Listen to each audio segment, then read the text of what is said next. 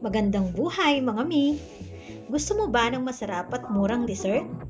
Subukan ang aking inipit leche flan. Dito muna tayo sa unang mixture. Durugin ang 6 na inipit, leche flan po ang flavor niyan. Durugin ito at ilagay ang isang latang evap na 360 ml, isang latang condensed milk at 5 buong itlog. I-mix po ito ng mabuti hanggang mahalo lahat ng ingredients at iset aside po. Sa ating pangalawang mixture, maglagay ng 6 cups na tubig sa kaserola, 2 pakete ng unflavored gulaman, yung color white, isang latang evap at 1 1/2 cups of sugar.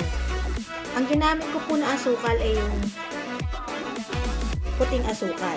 I-mix po ito ng mabuti bago i-turn on ang apoy sa medium to low heat po. Huwag po kayong titigil sa paghalo habang niluluto ito.